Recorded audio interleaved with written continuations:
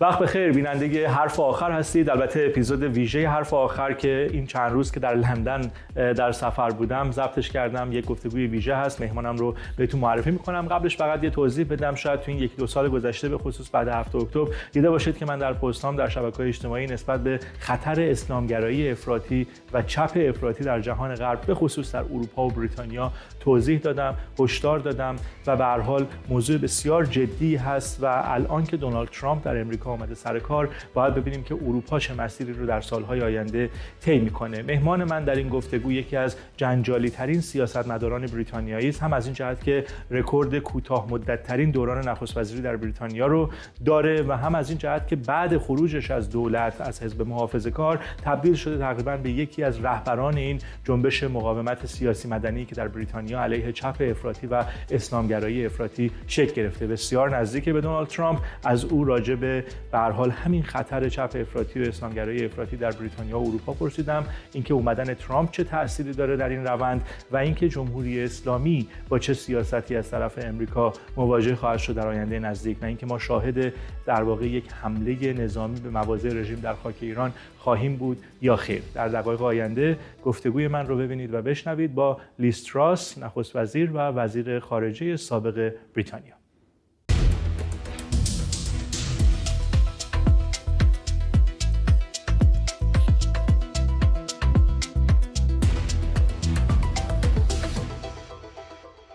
Ms. Ross, thank you very much for your time and accepting my interview request. First question, why is it so important to you that Donald Trump is in office in Washington, D.C.? Well, what we'd seen prior to President Trump being elected was a weakness in the leadership of the free world. And I'm very concerned about the future of the West. I wrote a book last year called 10 Years to Save the West because what I very much feel is Western civilization is being undermined, both from external threats, but also internally. So wokeism, Islamism, the rise of green ideology, which is anti-industry, anti-business, and we'd seen a weakening of the West. And particularly under President Joe Biden, we'd seen appeasement of regimes like Russia, China, and Iran. And I felt that unless President Trump got elected, and I think we can see the massive difference it's making, in such a short time. See, exactly, I mean, he has really hit the ground running. We would see a further diminishing of the West. And I think that is a tragedy for the world, because I believe that what has made Britain great, what has made countries like America great, is the things we believe in: freedom, individual liberty, the family, the nation state, the value of truth. All of these things were being undermined, and President Trump, I think, is doing a great job at turning that around. Let's talk about Islamist extremism in the UK. You mentioned we have 10 years to save the West. How worried are you, and what is the solution, specifically in the UK? I think it is very, very worrying what is happening in the UK. And we can see that of what happened in the 2024 election, was that 4 Islamist separatist MPs got elected. And these are MPs who are advocating the abolition of Israel. They're advocating that Sharia law should be introduced in Britain. And frankly, we can see the Labour Party who are in office, Prime Minister Starmer, is appeasing these people and these views because they're so worried about the Labour Party losing seats. And we saw Labour MPs lose to them. We've seen other Labour MPs only narrowly win against the Islamist extremists. And if you look at what's happening in our country, one very good example is the appalling rape gangs committed by majority of people of Pakistani heritage in towns and cities across England. But we've seen tens of thousands of girls being abused, they've been raped, they've been tortured, and yet the Labour Party is refusing to have a national inquiry because they are worried about what the reaction will be of that voter group. So, and also losing their vote base, probably. Yeah, exactly, losing their voter base. And what I'm concerned about is the rise of Islamic extremism in Britain, and the fact that the reaction of the government is to now try and introduce a definition of Islamophobia. So essentially to say that if you even accuse a group of people of committing crimes such as the grooming crimes, that could be determined to be Islamophobic. So rather than dealing with the issue and bringing justice for those girls, they're actually saying, we don't want anybody to talk about it. And I think that's very dangerous in a country like Britain. Yeah, we had the news a few weeks back. One of the MPs in Parliament made a speech in front of the security minister. He mentioned the UAE, a country in the Middle East, proscribed 19 Islamic organizations. They banned these organizations in the UAE. Headquarters of 8 of these organizations are in the UK. So what is the solution, Ms. Ross? Well, the answer is that the UK is being far too soft on these organisations, on these people who want to do us harm. And there needs to be more action. There needs to be more action on deporting people who have committed crimes, deporting people who are actively undermining our society. You know, we have huge levels at the moment of illegal immigration. The government is not acting on that. They're partly not acting on that because of the European Convention of Human Rights. I believe we should leave that.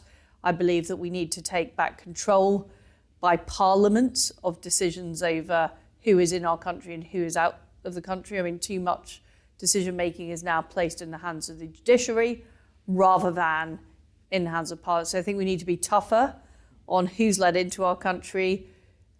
When people commit crimes, they need to be deported immediately.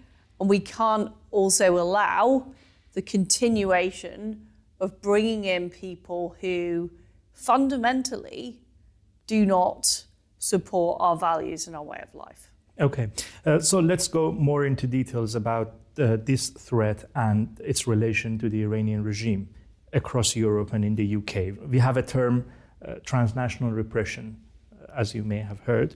So you were the Prime Minister, and before that you served as the Foreign Secretary of this country. During this time, in 2022, specifically during the uprising in Iran, Women Life Freedom Movement, Iranian regime,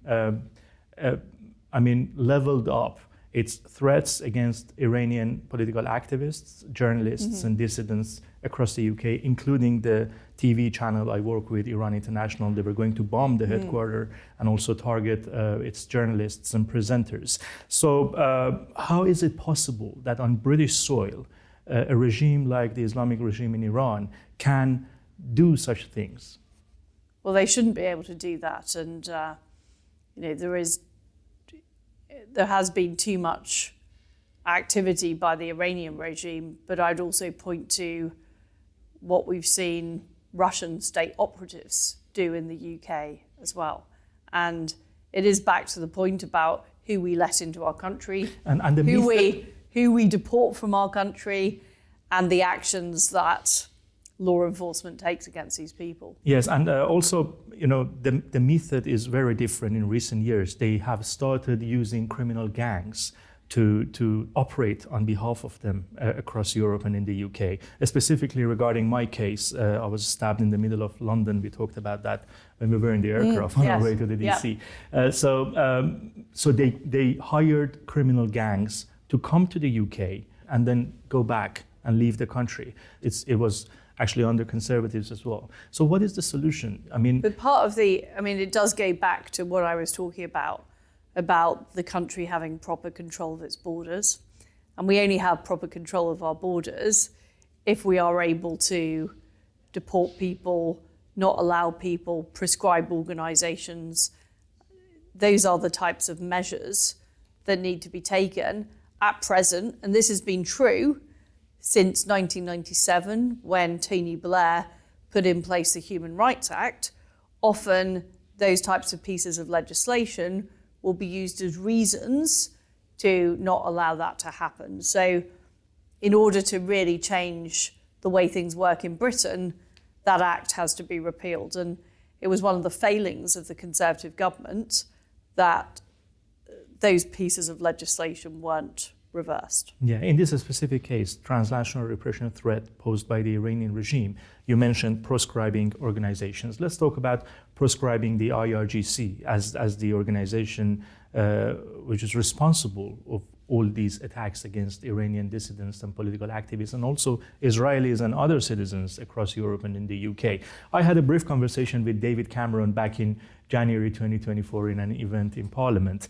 At that time, ITV revealed a story of the regime in Iran was going to kill two of my colleagues in the UK during the uprising in 2022. At that time, UK government imposed some sanctions on IRGC, but nonsense sanctions. For example, they imposed sanctions against Unit 840 of IRGC Quds Force, which we don't know even who they are, what entity they are, what assets they have, what bank accounts they have, what members of IRGC work in this department. So at that time, I told him that this doesn't make any sense. The key issue is proscribing IRGC as a terrorist organization in the UK. What do you think the reason is? What stops UK politicians to do so? Under Conservatives and also under Labour. Rishi Sunak promised to do so, and Keir Starmer promised to do so as well, but it hasn't been done yet. I think it ought to be done. We should prescribe the IRGC. I wrote quite extensively in my book around the attitude of the Foreign Office in particular. I think there has been too much appeasement of Iran. And you have to bear in mind that until President Trump got into office, we had Joe Biden in the White House, we have President Macron in France, Olaf Scholz in Germany. There was a whole group in the G7 who weren't prepared to take the tough action against Iran. So when Joe Biden took office, the sanctions were lifted. There were attempts to renegotiate the JCPOA, even though at the time it was pretty clear that the Iranian regime were not working on that, we're not going along with that. But there has been a tendency, and it's not just in Britain, it was across the West, and this is back to the point I was making earlier about appeasement. There's been a tendency to hope for the best rather than acknowledging that what we have in Iran is an evil regime. They are seeking to acquire a nuclear weapon. A nuclear-armed Iran would be an absolute disaster for not just the Iranian people, but for regional security and the world security and global security. But the policy direction, not just of the Foreign Office, but of the State Department, of, if you like, the foreign affairs establishment, was very much that a deal could be done with Iran. And the JCPOA was a good thing that should be revived. Now, I don't think it was a good thing. Yeah. I think that it was a mistake to lift the sanctions on Iran. And what we have since seen is we've seen Iran working with Russia, Iran working with China. We've seen the real development of an axis of evil. Yeah. Yes. We will talk about the Iran policy later on, but let's focus on this IRGC thing, proscribing IRGC. When you were in the government yourself, as the Prime Minister, and before that as the Foreign Secretary, you were in favor of proscribing IRGC yourself? I was in favor of it. So what the stopped difficulty, you? Well, to be frank, as Foreign Secretary, I was, first of all, every policy has to be agreed across the government. So you don't have complete carte blanche to make up your own policies. So we faced the war in Ukraine, we faced an aggressive China. So I was, trying to get as tough a position on that as possible, and as tough a position as possible on Iran. Yeah. And I pushed very hard on that with my colleagues in the G7. I wanted to see snapback sanctions. I wanted to see a tough line on Iran. But inevitably, when you're in government, you have to agree things with all of your colleagues. Ultimately, the Prime Minister makes the decisions. And as you're aware, I was not Prime Minister for a great deal of time. Yeah. But I set out very clearly during the leadership election, the direction of travel I wanted to go in, which was being much more supportive of Israel. I wanted to move the embassy, the British embassy, to Jerusalem. I wanted to take a much tougher line on Iran. Sadly, I didn't have time to be able to do that. And we could go into why that is, but a lot of it has to do with the fact that the British establishment did not like my policies, and they particularly didn't like what I was trying to do on the economy, which was things like cut taxes, make Britain more energy independent, because I think one of the things that we haven't talked about so far is we've become far too dependent on energy from countries like Iran and Russia, and I wanted to make us... But the British establishment overall has been far too soft on Iran and far too soft on the threat of Islamism. Yes. And that has not improved. And what I'm trying to say is in the various roles I had as Foreign Secretary and as Prime Minister, as Foreign Secretary, I was fighting to take a tougher line on those issues, but I did not win every battle. Yes. And I'm afraid you just don't. Now we have Donald Trump in office in DC. You mentioned Joe Biden had a huge impact on these policies in the UK. So do you think this Labour government working with Trump administration will take tougher policies against the regime in Iran? Like we have the snapback mechanism deadline coming this summer within the JCPOA, which the UK is still part of, and also proscribing IRGC. Both these policies, you see it coming? What I saw, so I was Trade Secretary for the first Trump administration, and what I saw was pressure was put on the United Kingdom by the Americans to do the right thing. In that particular case, getting Huawei out of our telecoms network, so we weren't dependent on Chinese technology. But that only happened because the Americans put pressure on us. So I can see a scenario where the Trump administration puts pressure on the Labour government to do the right thing. Frankly, I don't think they'll do it out of their own volition, but I could see a scenario where they're encouraged to do that. And I would be pleased to see that because it's the right thing to do. What do you think of Trump's Iran policy right now? They're trying to get a deal, which is a very different deal than the JCPOA, but they say that clearly that the other option would be very tough and not good. Well, and that is exactly the right approach, because the problem was with the previous administration is it was all carrot and no stick. There was no threat of returning to very tough sanctions. There was no threat of what the alternative would be. So the Iranian regime felt no pressure to do anything. And what we all know is that they are developing the capability to have nuclear weapons. And to my mind, that is a huge threat. It's a huge threat to Israel. It's a huge threat to the region. We would then see China have nuclear weapons, North Korea have nuclear weapons, Russia have nuclear weapons, and Iran have nuclear weapons. And I think of all of those nations, Iran would be extremely volatile and very worrying from the point of view of having nuclear weapons. So it has to be stopped, and it can only be stopped by having a credible negotiating strategy. And Trump, I think, has shown in his first term, but already in his second term, that he is capable of that type of negotiation to get the right result. But the result has to be stopping Iran getting nuclear weapons. Yeah, they said if negotiations don't work, they have the other options on the table. You had access to a lot of intelligence as the Prime Minister and the Foreign Secretary. Considering years of your experience in government, I want your honest answer. Does negotiation actually work with this regime, based on your own experience? With that regime, and indeed other regimes we're dealing with, it's like any negotiation, the threat has to be credible. That's the key point here. I think it is possible to to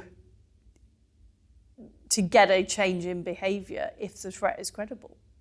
So, I mean, you mean meanwhile they're going forward with negotiations, there should be a credible threat as well? There has to be a price to pay if there are further delays, if there is further development of nuclear capability. There has to be a price to pay. Otherwise, why would the Iranian regime do different? They're not going to do it out of the goodness of their hearts. Yes. Iranian regime leaders clearly said after Trump announced that he sent a letter to the supreme leader in Iran asking him to come to the table for negotiation. They say clearly that we don't want to talk to the US under pressure, and still the policy is no negotiations with the US as long as the maximum pressure policy is in place. If it doesn't get anywhere, do you see a military conflict coming? Well, I'm in favor of the US and its allies, including Israel, of doing what it takes to stop Iran acquiring nuclear weapons. I think it's better for that action to be taken now. And in fact, after the appalling events of October the 7th and during the Biden administration, it was Israel who was defending the West. When others were appeasing Iran, it was Israel that took on Iran's proxies. It was Israel that defended itself. And I think Israel is an important part of what needs to happen. I had an interview with Benjamin Netanyahu last year, and he said that Israel has a credible military plan and action against the regime in Iran. And I think at that time, Biden was still in charge, so Israelis had considerations with the US government. If now, under Trump administration, Israel ends up with this option, I mean, military option against the regime in Iran, what do you think the West should do? Well, as I've said, ultimately the goal has to be to stop Iran acquiring new nuclear weapons. If that can be achieved through negotiation, all to the good, but ultimately I think all options should be on the table.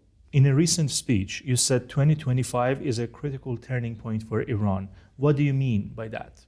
Well, what I mean is that there are signs that there is a greater threat to the regime than before.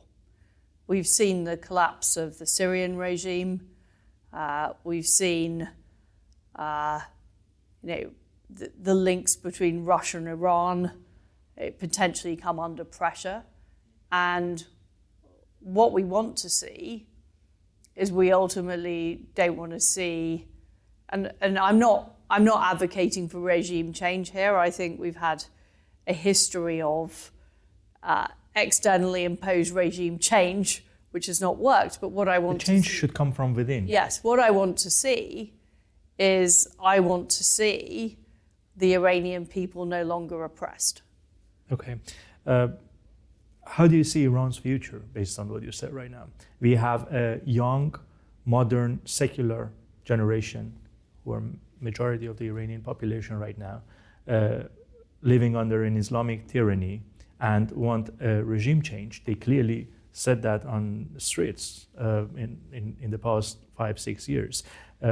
What do you think the Iran's future will be with this generation? Well, I hope the future will be one of freedom. And I hope the future will be one where people again in Iran no longer have to live under that repressive regime. Okay. And how do you think the West can help Iranian people?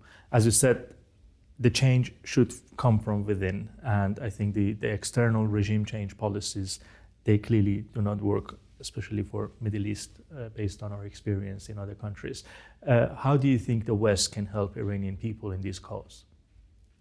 Well, first of all, I think it's not aiding and abetting the regime.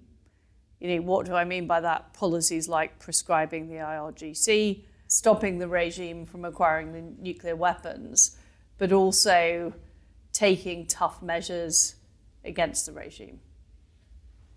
Thank you so much. Thank you. Isras, No worries. for your time. Thank you.